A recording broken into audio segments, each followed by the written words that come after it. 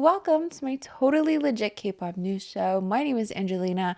I'm your host for today. I keep wanting to do this on Sundays and then it doesn't always happen. I always think maybe the news is too late. And then it occurred to me, there's literally no law saying I have to upload news videos on Sundays. So here we are, this lovely Thursday day or Friday, I don't know. But today we're going to be discussing some ethical styling issues that have been happening in K-pop recently, as well as some K-pop shenanigans, just some fun things that I want to share with you guys. My BLACKPINK Kep1er reel is going viral. I don't know why, but I need to shut off my comments because it's just everyone's saying mask bro, Jenny is so lucky. How to reincarnate as Jenny? I want to be Jenny. And I'm not mad at it, but I'm not used to this. This morning it was at 200,000 views. Now it's at 530,000 views. And that's it for my personal life. Let's finally get into this. Let me do my cheeky little screen recording. Capybara. Oh my god. Okay, so here we are. So here is my trusty little Google Drive. I got fancy and I added the links to the text already. So first up we have Twice's AmericaCore styling being a little too AmericaCore. Sometimes I'll go out into the world and I see AmericaCore styling. Now, I'm not from America. I don't live in the States, but I'll just see Harvard University. I went to H&M the other day, Harvard University, Yale University. And I'm like, these are actual places. These are actual schools. Why is there merch here? I understand if you go thrift shopping, but this is H&M. There's just AmericaCore is everywhere. You cannot escape it, but Twice is styling. It's a little too AmericaCore. Okay, so first up we have here is Chaeyoung's QAnon shirt. So Sir Hot Labs posted, you/Zombie Jill on Reddit just pointed out that JYP's Twice stylist put Chaeyoung in a QAnon shirt. If you're going to ramp up promotions in the US, get the US label to check how you're styling idols, not styling anyone in words I probably shouldn't repeat. Merch would be a great start. I'm not gonna lie, I didn't see this tweet at first. I didn't really know what it was. So I've heard of this before, but I'm not American. I do dabble in American politics probably more than a non-American should. I mean, because I've heard of it before and I know some of my American friends who don't even know what QAnon is. So when this was presented to me, I'm not gonna lie, the first thing I said was, okay, but I don't really entirely know what QAnon is. If I saw this shirt and I'm about to cut it up, to me, it's a Q with an American flag in it. Would you this is the question, okay? Because people are so angry at the stylist being the stylist should have known or the stylist should have researched it. If you are from a different country, my initial thing would be, okay, if I don't know English that well, I'm going to search up where we go, one we go all. I'm going to search what that means. Let's just see. And obviously search engines are different depending on the country, but let's just see. Okay, it does pop up QAnon. Okay, I don't know then. Because if you search Q with American flag inside of it, then it does also bring this up. But it does bring up the question of, would you just automatically know to search that? Does it just look like a regular schmegular AmericaCore piece of styling? I just think for how niche this is, yes, you should probably, for a group like Twice, of course you would expect the stylist to do a little bit more research, right? You don't want to have your idols dressed in things like this. But knowing nothing about that at all, what would trigger you to search it up? Do you know what I mean? I'm trying to be understanding and lenient here, but that is the question for today. What are the ethics of K-pop styling? To what extent do you need to research every single piece of clothing? Which I do think you should, if you are a group like Twice, of course. I mean, any kind of styling, sure, you should definitely know what you're wearing. And if you don't know what something means, it would be beneficial to ask somebody else. So yeah, I do want to be, there is a part of me that wants to be understanding. Of course, I didn't even know what it really was. Therefore, I could understand if someone was presented with a shirt like this that they wouldn't, why would they think to look into it? But also, I don't know. I'm not trying to defend the shirt or anything. I don't want anyone to misunderstand me. Jesus, this is a great fan cam. So this is the context essentially. This is an MBC music core stage and she was styled for this stage, right? They often take pieces of clothing and they can cut it or change it and make it look quite different to fit the styling better. Who knows where they got this shirt to begin with, but the understanding is this is JYP's stylist's fault. This isn't Chaeyoung's fault. She was put in this shirt for a music stage, so of course we should blame the stylist. So that's the context for this one. Now, whether or not the stylist should have known right off the bat to search this up, again, if I search in English where we go one, we go all, it is going to show me QAnon stuff. But if you're searching on Naver, I don't know. Do we try Naver? Like, I don't think it's worth even trying to search it on a different search engine because it's going to be based on where I'm located, right? So this is another shirt that she was wearing. She posted this on her own Instagram account. I'm obviously going to blur it. It's a Sid Vicious shirt. But the context behind this one is, you know, it seems that she dressed herself, right? She's at a cafe or something. Somebody else literally took this photo of her. I presume people, especially K-pop idols, have someone who reviews their photos. I'm not sure. I would think that's the case. Like, you know, somebody else takes these photos for you because it is a business. Your Instagram, everything, it literally is a place of business where you do brand deals and all that jazz. So now I don't know if they do brand deals on their individual accounts or if it's mostly reserved for their Twice brand account. But anyways, to me, it still is quite literally a business because something like this could happen and it doesn't look good. It definitely doesn't look good. So I would presume somebody, usually, I guess not all the time, takes these pictures and reviews them before posting. But the context is very different now because she's not on a stage. We have to presume that she dressed herself. So now the responsibility is very much on her as an individual rather than the stylist, which K-pop stans cannot handle. Now we don't have anybody else to blame but the idol themselves, which causes people wanting to, of course, defend her. We'll get into the reasoning. People have a lot of reasoning behind this, but who fucking knows? So she did end up apologizing on her Instagram account. So, hello, this is Chaeyoung from Twice. I sincerely apologize regarding the Instagram post. I didn't correctly recognize the meaning in the t-shirt I wore. I deeply apologize for not thoroughly reviewing it, causing concern. I will pay absolute attention in the future to prevent any situation similar from happening again. Sincerely apologize again. So the top comments right now that I'm reading are very much understanding, very much, you know, we will always support you type of deal, being like, she cared enough to apologize right away. Yesterday wasn't the case. Yesterday, I feel like people were a lot angrier, being like, girl, you're 23. You should know better. There's no way you couldn't have known, all that jazz. All that to say, I've seen a lot of people say a lot of different things in regards to this. For example, if you're not specifically affected by the symbol, it's not your apology to accept. You know, there are so many questions everybody has, like, how did she even get this shirt? Why does she have this shirt? And a lot of people are saying it's because she's into the punk scene. And you know, I'll admit I don't know a lot about the punk scene, but I do follow Madeline Pendleton on TikTok. And you know, as soon as people were saying like she's into punk, like it doesn't actually mean what you think it means, like they used hate symbols to be satirical. Granted, that's true. However, it really made me think of this TikTok that I saw, which I would like to share with you guys. So a few years ago during the Donald Trump presidency, this old school 80s punk band played show. And they did their normal 80s punk band thing. They were making fun of the audience. They were saying incendiary shit. Because that's how old school 80s punk operated. It was political, yes, but it was usually expressed through satire. Which meant going over the top, taking on really bad political opinions you didn't actually have, to the point that they were made absurd to point out how ridiculous they are. And then bonus points if you could piss somebody else off in the process because they somehow missed the joke. And apparently that's a form of rebellion that made the most sense in the era of Reagan or whatever. Like, I had a boyfriend who was an 80s punk during this time who was literally Jewish. And he would on everything. And I asked him about it once and he was just like, oh, it's funny.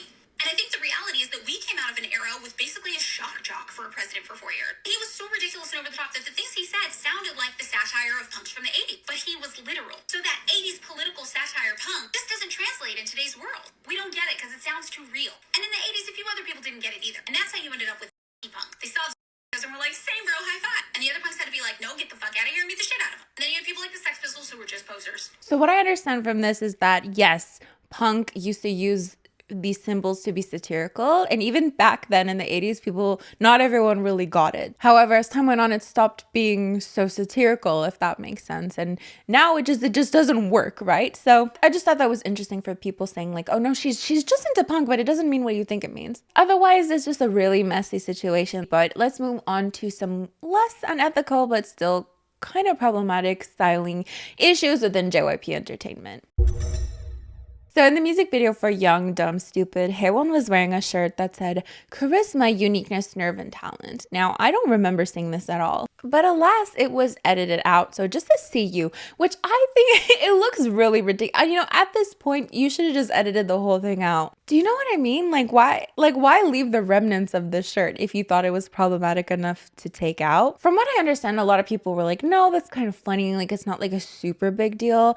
While there are other people who are like, it's so inappropriate. She's so young. What are you doing making her wear that? It's obviously not the most offending case that we've seen, but I'm curious to know like where you would rank it. But it definitely goes to show that if you're like a stylist or something, you should probably search these things up. I don't know. I remember once I had a shirt and there was like, I don't remember what the writing was, but I literally posted it on Instagram. I'm like, does anyone know what this says? Like, I'm not just going to wear it without knowing what it says. It could say something so offensive, so random. I'd rather know before wearing it.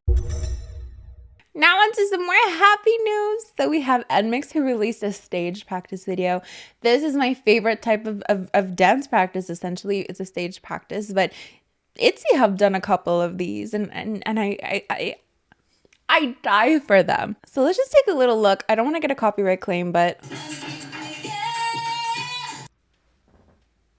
yeah. I mean, the rest of it is just them literally singing and dancing. I wish I loved the song.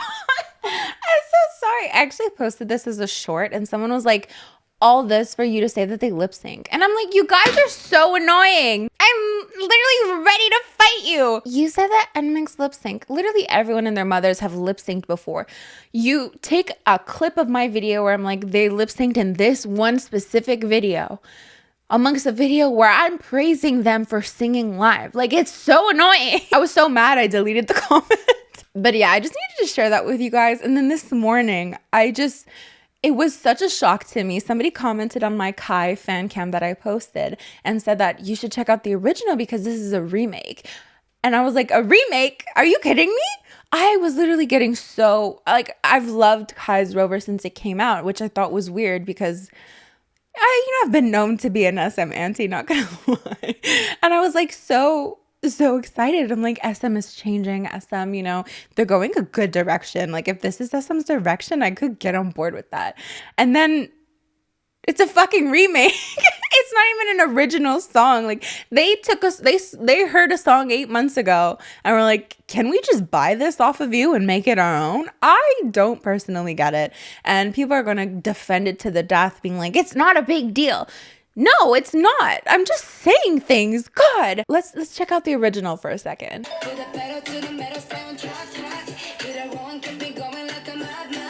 So this is by Dara. She's a Bulgarian singer. And the song's called Mr. Rover.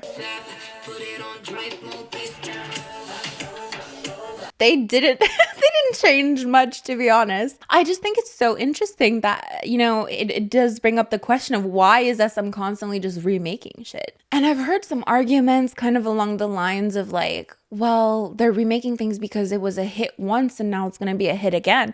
They're not always remaking their own songs. Like, they do that, dreams come true, all that jazz. But Mr. Rover, this was literally released 8 months ago and they remade it. Like, I don't understand it. And I'm not saying it's bad. I just don't actually understand it. Like, who's going around listening to every song ever and being like, actually, what if we re-recorded like, do you ever wonder, like, the artist who originally did this, obviously it's not theft, it's not plagiarism. They bought the song. These people are credited on it. There's nothing ethically wrong. Don't twist my words. But I just wonder, as the artist, like, you're trying to make it yourself. You're trying to break through whatever and live out your dreams. And then some big company's just like, we'd like to buy your song. Just picture it. I have no quarrel with it. Well, I have generally not many quarrels with SM, but it's just a curious thing to think about. Rover is still Song of the Year, amazing, life-changing. It is literally a lifestyle at this point. If you're not streaming Kai Rover at least once a day, I don't know what to tell you, but I just thought it was interesting. Like, I felt bamboozled because I thought thought I was becoming an SM stan. No, whoever Dada is, Virginia Records, they're the real geniuses. SM, unoriginal. I've been practicing though, if you want to hear. So I think I sound exactly like Kai, okay? Stop, eat 'em and butt out, mister. With the auto-tune, right? Eat 'em and butt. Whatever. But I did come across this site which shows us 13 K-pop songs you didn't know were remakes. So Hot Summer, originally from Monroe's song Hot Summer under the same name. There's just so many. Pinocchio, Mr. Boogie, Dangerous. I didn't even know Sorry Sorry was a remake. Wow. Actually, Super Junior can be called the kings of remakes with over 17 covers. So Someday, Keep in Touch, Happiness, What If, TikTok, At Least I Still Have You, Don't Forget Me, Believe, Twins, Miracle. Jeez Louise. It's weird, isn't it? Like, I just think it's weird. I don't think it's bad. I just think it's weird. Baby Vox, Shiny, Juliet. JYJ, they're not under SM after school. Then it's more examples, but there's no surprise that SM is like the main culprit in this. Again, is it the biggest deal in the world? No, you're reviving songs. You're giving perhaps like a second chance to songs that didn't blow up the way they could have, and SM gave them that potentially. I don't know. So is it bad? No. Is it weird? A little? Do you think? Let me know in the comments below. Juliet, oh, no. Okay, this is such a fun. This TikTok made me laugh this morning. That's why I put it in here. I gave a second chance to Cupid. There's just so much going on. So we have like a Maeve fan cam in the background, and then a tweet that says, fans freak out after rumors spread that allegedly 50/50 plagiarized Doja Cat and SZA Kiss Me More in their song Cupid and will be sued for 60 million for not crediting them. If 50/50 are guilty, they will have to do 6 months of community service and serve 2 years in jail. It made me laugh so much because it's so dramatic. There's so much going on. Someone being like, wait, 50/50 is getting sued.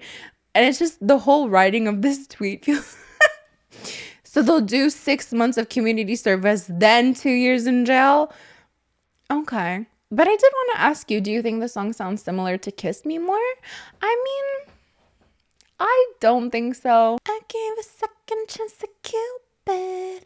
Can you kiss me more? I think it's quite mellow. The two songs are quite mellow. I can see the similarity, but you know, I never for once listened to 50/50's Cupid and started accidentally singing Kiss Me More. But I want to know what you guys think. If anyone is confused, no, like I would very highly doubt that 50/50 would get sued for 60 million and go to jail for 2 years. That's a lot. So the last thing we have is Kep1er in your area. So apparently some people are offering some constructive criticism to Kep1er because they covered BLACKPINK's shutdown and they said Kep1er in your area.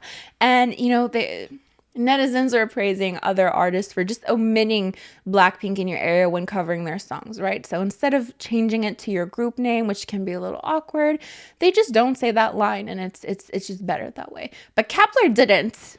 So let me show you.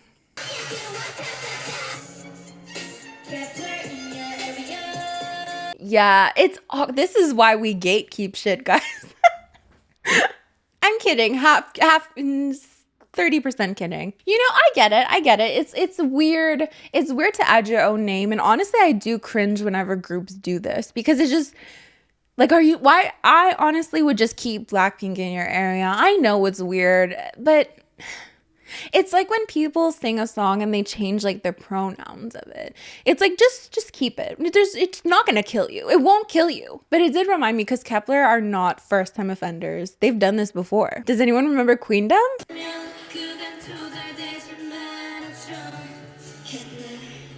It's supposed to say GG for Girls' Generation. I cringed at that too. Not gonna, it's just, you know, either just take it out completely or just keep it GG. But let me know in the comments below, what would you do? Would you just take it out, keep it the way it is? Or do you think it's cool when groups, Afterglow did this for their Fire cover, but the 21 in Fire, you know, 21, like it's hard to just omit that, right? So they did do Everglow, which that actually kind of fits really well. It's still not acceptable though. I'm kidding, like 30%. That is basically it for this video. Thank you so much for joining me. Don't forget to like, comment, and share this video with friends you don't have. You can also support this channel by clicking the join button next to the subscribe button or becoming a patron. As for me, I'm gonna get going, so I'll see you guys next time. Bye!